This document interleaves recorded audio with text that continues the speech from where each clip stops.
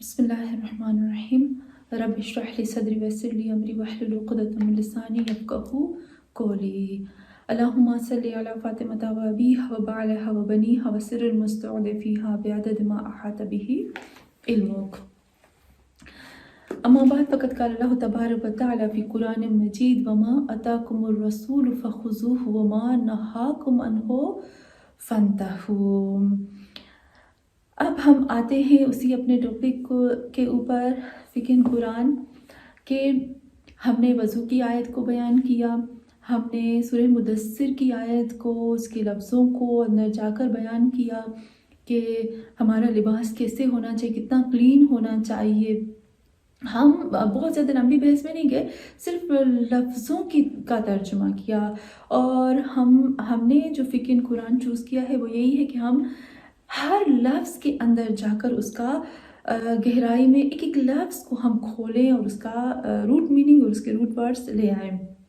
اور پروردگار عالم بھی قرآن میں ہر جگہ پر پروردگار عالم کافی جگہوں پر خداوند عالم یہی فرماتا ہے کہ فیہ رجال یحبون ان یتطہروا واللہ یحب المتطہرین واللہ یحب المطہرین۔ کتنی جگہوں پر اللہ کہتا ہے کہ اللہ جو ہے اپنے ان بندوں کو پسند کرتا ہے جو بہت ہی پاک پاکیزہ رہتے ہیں، جو اپنے آپ کو کلین رکھتے ہیں، اپنے آپ کو صاف رکھتے ہیں۔ صاف رکھنے کی میننگ یہ نہیں ہے کہ وہ بظاہر صاف رکھتے ہیں، دونوں میننگ ہے، اپنے اندر کو بھی، اپنے روح کو، اپنے دل کو، اپنے لباس کو پاک رکھتے ہیں، اپنے روح کو، اپنے دل کو، اپنی آنکھوں کو، اپنے کانوں کو، اپنی زبان کو، اپنی سوچ کو، اپنی فکر کو، ہر چیز کو پاک رکھنے والوں کو پروردگار عالم پسند کرتا ہے۔ تو اس سے پہلے کہ میں آیت میں تھوڑی سی چیز بیان کروں گی کہ میں عجب ہوتی ہوں ان لوگوں کے اوپر جو کہتے ہیں کہ ہم بہت تقویٰ والے ہیں، ہم بہت پرہیزگار ہیں، حالانکہ ان کو حالانکہ وہ لوگ قرآن کو اتنا نہیں جانتے ہیں۔ اگر آپ کو تقویٰ چاہیے، پرہیزگاری چاہیے، پاکیزگی چاہیے، طہارت چاہیے، تو میں ہمیشہ کہتی ہوں آئیں قرآن کی طرف۔ قرآن بتاتا ہے اصل پاکیزگی کیا ہے۔ ہم اپنے ٹاپک کی طرف واپس آتے ہیں۔ سورہ اعراف کے اوپر تھے ہم لوگ۔ سورہ اعراف آیت نمبر 26 میں پروردگار عالم ارشاد فرماتا ہے یا بنی آدم قد انزلنا علیکم لباسا یواری سوآتکم وریشا۔ لباس کے بارے میں ہم تھے کہ لباس جو ہے وہ کیا کام کرتا ہے۔ خداوند عالم نے بتا دیا لباس کا جو سب سے پہلا کام ہے وہ کیا کرتا ہے کہ یواری سوآتکم، تمہاری برائیوں کو چھپا دیتا ہے، اور دوسرا وریشن، وہ ریش ہے۔ اب ایک چیز جو میں سوچتی ہوں، خدا یار ریش کا مطلب تو ہوتا ہے کہ پرندے کے پر، تو کیوں لباس کے لیے تم نے ریش کا لفظ استعمال کیا ہے؟ ریش یعنی پر، پرندے کا۔ تو خداوند عالم کہتا ہے کہ یہ لوگوں میں نے اس لیے استعمال کیا پرندے کا پر، تو تم سوچو پرندے کے پر کیا کام کرتے ہیں۔ پرندے کے پر سب سے پہلے پرندوں کو گرمی اور سردی سے بچاتے ہیں، محافظت کرتے ہیں، اس کی جلد کی، اس کو گرمی سے، سردی سے، طوفان سے، ہر چیز سے اس کو بچاتے ہیں۔ وہ اپنے پروں میں اپنے آپ کو چھپا لیتا ہے۔ اور دوسرا کام جو پرندے کا ہوتا ہے، جو پروں کا ہوتا ہے پرندے کے، وہ یہ ہوتا ہے کہ وہ ان کے لیے خوبصورت ہوتے ہیں، وہ اس کے لیے زینت ہوتے ہیں۔ تو اے لوگوں، یہ لباس تمہارے لیے زینت بھی ہے، یعنی تم لوگ بہترین لباس پہنو، خوبصورت لباس پہنو، اچھا لباس پہنو۔ لیکن ایک چیز خداوند عالم نے کہہ دیا، جب کہا نا ریشن یعنی خوبصورت لباس پہنو، پیارا لباس پہنو، اچھا لباس پہنو، زینت والا لباس پہنو، لیکن ساتھ میں پروردگار عالم کو پتا تھا کہ یہ انسان جو ہے نا وہ فخر میں آ جائیں گے، وہ گھمنڈ میں آ جائیں گے، وہ اسراف میں آ جائیں گے، وہ تکبر میں آ جائیں گے۔ خدا نے اس لیے ساتھ میں ہی کہہ دیا خبردار، لیکن جب لباس پہنو، ہمیشہ لباس پہنتے ہوئے ایک چیز ہمیشہ یاد رکھنا، وَلِبَاسُ التَّقْوَى ذَلِكَ خَيْرٌ ذَلِكَ مِنْ آیَاتِ اللَّهِ لَعَلَّكُمْ يَذَکَّرُونَ۔ خداوند عالم نے کہہ دیا کہ وَلِبَاسُ التَّقْوَى، ہمیشہ یاد رکھو کہ تقوی کا لباس سب سے بہترین لباس ہے۔ جسے ہم لوگ سوچتے ہیں نا کہ میرا لباس ظاہراً لباس، اسی طریقے سے میری روح کا لباس بھی ہے، میرے مینرز کا لباس بھی ہے، میری فکر کا لباس ہے، میری آنکھوں کا لباس ہے۔ تو یہ ہے تقویٰ۔ میں نے پہلے بھی آپ کو بتایا تھا کہ تقویٰ کے جو روٹ ورڈز ہوتے ہیں وہ ہے وقیہ، اور وقیہ کا مطلب ہوتا ہے بچانا، محافظت کرنا، حفاظت کرنا۔ تو جو حفاظت کا، تقویٰ کا، جو پرہیزگاری کا، جو اپنے آپ کو اللہ کے غضب سے بچانے کا لباس ہے نا، وہ سب سے بہترین لباس ہے۔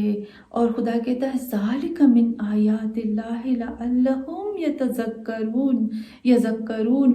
خدا کہتا ہے کہ یہ ساری چیزیں اللہ کی نشانیوں میں سے، اور اللہ اپنی آیات کو کھول کے واضح کر کے ہمیں بیان کرتا ہے۔ کیوں؟ کہ شاید وہ لوگ یذکرون، اس میں سے ذکر حاصل کریں۔ تو ایک چیز چھوٹی سی کہتی ہوئی جاؤں گی کہ آپ لوگ ہمیشہ آیت کے لاسٹ میں ضرور دیکھا کریں کہ خداوند عالم کہتے ہیں لَعَلَّهُمْ يَتَذَكَّرُونَ لَعَلَّهُمْ يَهْتَدُونَ لَعَلَّهُمْ يَتَفَكَّرُونَ۔ خدا کہتا ہے میں نے یہ سب کچھ کہہ دیا، شاید یہاں درد دل میں کہتی ہوں ہمیشہ کہ اللہ جو ہے وہ درد دل بتاتا ہے، شاید وہ لوگ فکر کریں، شاید وہ لوگ ہدایت یافتہ ہو جائیں۔ میں نے اتنا کچھ ان لوگوں کے لیے کیا ہے، شاید وہ لوگ پھر بھی میرے پاس پلٹ کے آ جائیں۔ تو یہ جو آخر میں آیت ہوتی ہے، یہاں پر اللہ ہمیں فکر کرنے کی دعوت دیتا ہے، اور ہم آتے ہیں پھر لباس کی طرف پلٹ کے آتے ہیں۔ تو لباس کو پروردگار عالم نے کتنا خوبصورت طریقے سے ہمیں بیان کیا ہے کہ لباس یہ ہے، لیکن جب ریشن کہہ دیا تو کہہ دیا کہ خبردار ایسا نہ ہو کہ اسراف ہو، اور ایسا نہ ہو کہ فخر میں آ جاؤ، تکبر میں آ جاؤ، بالکل نہیں۔ تقویٰ اور پرہیزگاری کو اس لباس کے ساتھ رکھنا، پر خدا کو اچھا لباس، خوبصورت چیزیں بہت زیادہ پسند ہیں۔ اس کے بعد جو میں نے آپ کو بیان کیا تھا کہ ہم آئیں گے کہ ہمارا لباس، ایک عورت کا لباس نماز میں کس طرح سے ہونا چاہیے۔ جس طرح سے ایک عورت کا لباس نماز میں ہونا چاہیے، ویسا ہی اس کا لباس ایک نامحرم کے سامنے بھی ہونا چاہیے۔ تو کچھ قرآن کی آیتیں ایسی ہیں جن کو خداوند عالم نے پورا کا پورا بیان کیا ہے۔ چھوٹی چیزیں جو اس کے اندر ہے نا، جسے ہم کہتے ہیں ریز پوائنٹس، چھوٹے پوائنٹس پہ اللہ نے اس کے اندر بیان کر دیے ہیں۔ اور کچھ آیتیں ایسی ہیں جن کو خدا نے کمپلیٹ نہیں بتایا، کچھ ایسی چیزیں بھی ہیں جسے خدا نے کہہ دیا کہ نماز پڑھو، لیکن یہ نہیں کہا کہ صبح کی نماز 2 رکعت ہونی چاہیے اور ظہر اور عصر کی نماز 4 رکعت ہونی چاہیے۔ اللہ نے نہیں کہا، خدا نے قرآن کی آیت ہے، پروردگار عالم نے خود بیان کیا ہے، اپنے نبی کو کہا اے میرے نبی کچھ چیزیں میں بیان کرتا ہوں، آگے ان کو واضح کر کے تم بیان کرو۔ لیکن کچھ ایسے مسائل ہیں جن کو خدا نے بہت ہی ڈیٹیل کے ساتھ بیان کیا ہے۔ ان میں سے حجاب کا مسئلہ سب سے خاص ہے، جس کو خداوند عالم نے بہت زیادہ ڈیٹیل سے بیان کیا ہے۔ سب سے پہلی آیت جو ہے جس کو میں بیان کروں گی وہ ہے سورہ احزاب، آیت نمبر 59۔ خداوند عالم آیت نمبر 59 میں حجاب کی بات کی ہے۔ وہی آج انشاءاللہ میں جو آیتیں میں بیان کر رہی ہوں حجاب کے بارے میں، انشاءاللہ اس آیتوں کے سننے کے بعد جتنے بھی ہمارے ڈاؤٹس ہیں حجاب کے بارے میں وہ سب نکل جائیں گے۔ تو سورہ احزاب کی آیت نمبر 59 میں پروردگار عالم ارشاد فرماتا ہے یا ایھا النبی، اے میرے نبی، اے نبی، کل کہہ دو لازواجک، اپنی بیویوں سے، وبناتک، اپنی بیٹیوں سے، ونساء المومنین، اور مومنین کی عورتوں سے۔ میں نے جب کسی سے بولا کہ دیکھو بھائی سورہ احزاب میں پروردگار عالم نے ارشاد فرمایا ہے حجاب کے بارے میں، تو کہا نہیں، وہ ہمارے لیے تھوڑی ہے، وہ تو رسول خدا کی بیٹیوں کے لیے ہے، وہ تو سیدوں کے لیے ہے، وہ تو ان کی بیویوں کے لیے، ہمارے لیے نہیں ہے۔ لیکن خدا نے یہاں کلیئر کہہ دیا یا ایھا النبی کل ازواجک و بناتک و نساء المومنین، مومنین کی عورتیں، یہاں نہیں کہا کہ مومنین کی صرف بیویاں، نہیں کہا مومنین کی کلن عورتیں، ان کو کہہ دو یدنین علیہن من جلابیبہن ذالک ادنی ان یعرفن فلا یؤذین وکان اللہ غفور رحیما، کہ اے میرے نبی ان سے کہہ دو، یا ایھا النبی، اپنی بیویوں سے بھی کہہ دو، اپنی بیٹیوں سے بھی کہہ دو، اور جتنے مومنین ہیں ان کی عورتوں سے، بیویوں سے نہیں کہا ان کی عورتیں، عورتوں میں بیٹیاں بھی آتی ہیں،